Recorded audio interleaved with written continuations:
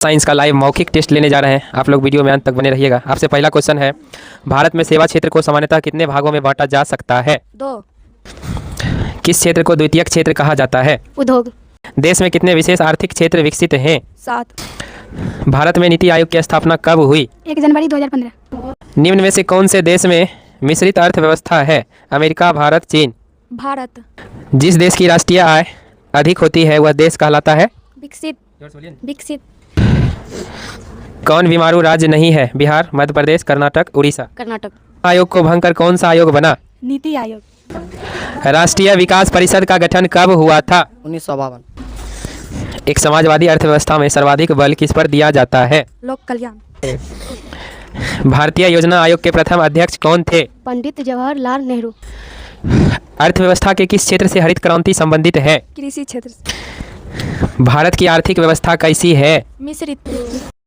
2011 की जनगणना के अनुसार भारत की आबादी कितनी थी? 121 करोड़। समाजवादी अर्थव्यवस्था का गुण है? सामाजिक कल्याण। ब्रेटलैंड आयोग किससे संबंधित है? सतत विकास से। बिहार के विकास के बिना भारत का विकास संभव नहीं है, यह कथन किसका है? APJ अब्दुल कलाम। आर्थिक विकास का तीसरा क्षेत्र क्या है? सेवा। कृषि का विकास करना किस पंचवर्षीय योजना का मुख्य उद्देश्य था? पहली। भारत का पहला मानव विकास रिपोर्ट किस प्रधानमंत्री द्वारा जारी किया गया था? अटल बिहारी वाजपेयी। किस आयोग ने सतत पोषणीय विकास की अवधारणा प्रस्तुत की? ब्रेटलैंड आयोग। भारत की पहली मानव विकास रिपोर्ट कब जारी की गई? अप्रैल 2002। खनन को किस क्षेत्र में शामिल करते हैं? कृषि क्षेत्र। 2011 में जनसंख्या की दृष्टि से भारत का विश्व में कौन सा स्थान था? द्वितीय। औद्योगिक क्षेत्र किस क्षेत्र को कहा जाता है? द्वितीयक क्षेत्र। किस शब्द का प्रयोग विकसित देशों के वास्तविक राष्ट्रीय आय में वृद्धि के लिए किया जाता है? आर्थिक वृद्धि। ATM का अर्थ क्या है? Automated teller machine.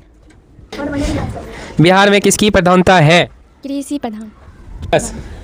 Bihar Jharkhand विभाजन के पश्चात कौन सा उद्योग बिहार में रह गया था? चीनी उद्योग। गरीबी की तुलना किस अर्थशास्त्री ने कैंसर रोग से की? कुजनेत्स। सुनामी का प्रमुख कारण क्या है? समुद्र में भूकंप का आना।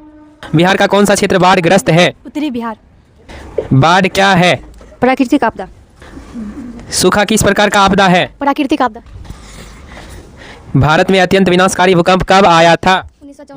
1934 में। भूस्खलन कैसी आपदा है? प्राकृतिक आपदा। आतंकवाद कैसी आपदा है? मानव जनित आपदा। के लिए उत्तरदायी कारक है? वर्षा की कमी।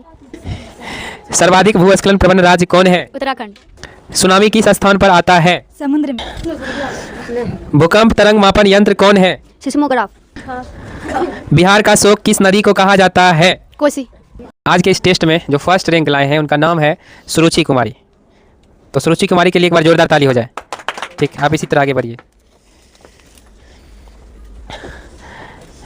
एक और लड़की है जो फर्स्ट रैंक लाई है, उसका नाम है सृष्टि सुमन। ताली बजाइए सृष्टि सुमन के लिए। आप भी इसी तरह आगे बढ़ते रहिए। आज के इस टेस्ट में जो सेकेंड रैंक लाए हैं उनका नाम है अंशु फर्स्ट। अंशु फर्स्ट, इनके लिए जोरदार ताली हो जाए। इसी तरह आप आगे बढ़ते रहिए। अंशु सेकेंड, ये भी आज के टेस्ट में सेकेंड रैंक लाए हैं, इनके लिए भी एक बार जोरदार ताली हो जाए। आप इसी तरह आगे बढ़िए। का नाम है संगीता कुमारी, ये भी सेकेंड रैंक लाए इस टेस्ट में, इनके लिए खूब जोरदार ताली बजाइए। आप इसी तरह आगे बढ़ते रहिए। और जो थर्ड रैंक लाए हैं इनका नाम है मोनू कुमारी, इनके लिए भी एक बार जोरदार ताली हो जाए। आप भी इसी तरह आगे बढ़ते रहिए।